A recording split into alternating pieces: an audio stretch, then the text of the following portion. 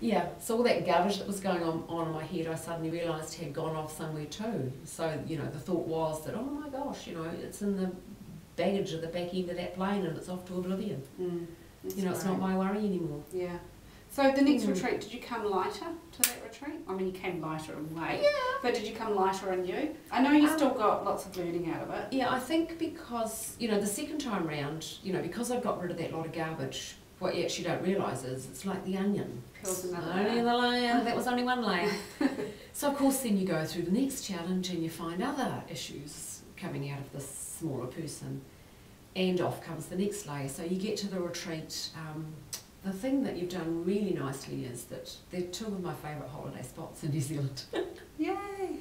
And yeah, I love Waiheke Island. You know, it was beautiful. It was winter and it was beautiful. That's right, and the weather was really good to us. And yeah, gorgeous place to stay.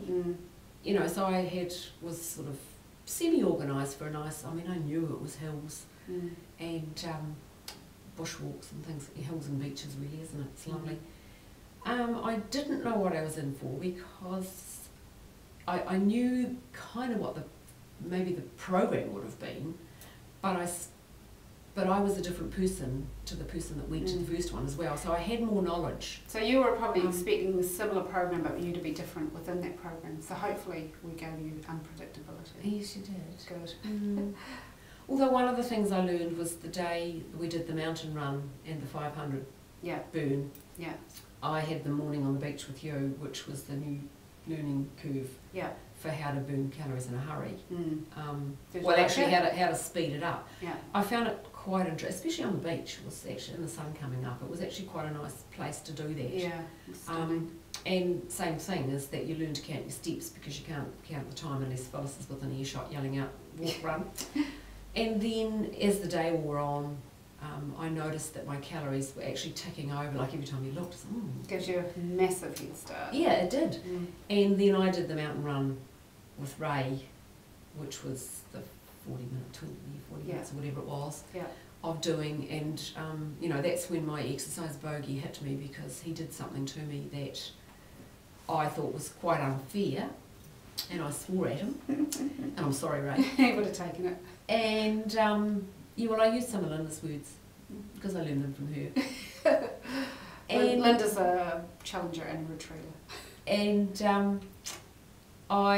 so I got over that mountain, and then, well, Kush sort of came to the rescue because when I realised what it was, well, actually I still hadn't realised at that stage what it was, but it was there to be dealt with.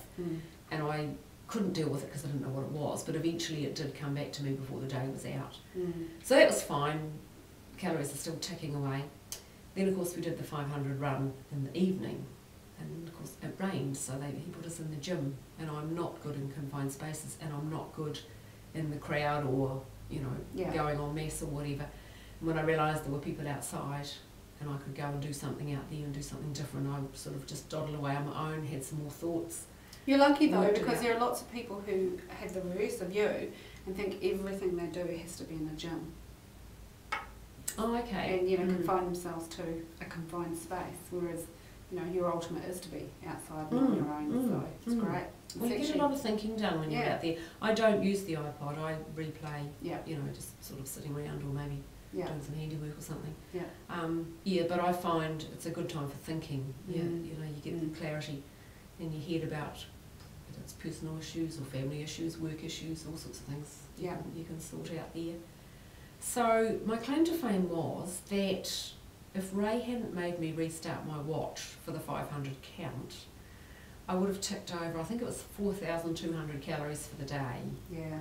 Which is, you know, like, well, it's not quite 2, is it? But it's like 1.5 what I would normally do on a good day. So people who don't know what this is about, it's a technique that we teach on the retreat, really, on the challenge. So health clubbers who are listening, you will get some information down the track, but it just shows you why you struggle with weight if you're consuming more than you burn. And we don't concentrate on calories consumed, but we do look at calories burned sometimes. So yeah, that was pretty impressive.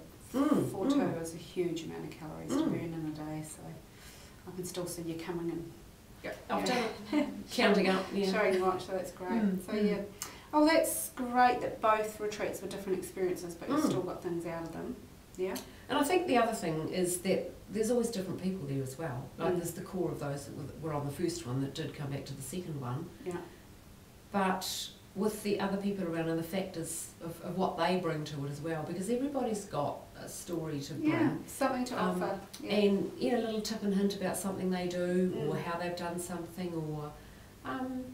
and it's just, I think it's the Kiwi way that we're actually very good at sharing. And I think that if you're on your journey and partway through it, when you're helping someone, you're actually consolidating what you've learned. Yes. And also sometimes it's a case of, maybe I need to take my own advice that I'm giving, or, oh, actually I do that really well. I've got a handle on that, so it's great. Well, would you agree that the retreats are something that you could see people turning up to year after year, making it like an annual booster shot to themselves, like you go to the doctors to get your flu vaccination or whatever people get? Can you see it as something you would inject into your life once a year or that once would be a good idea.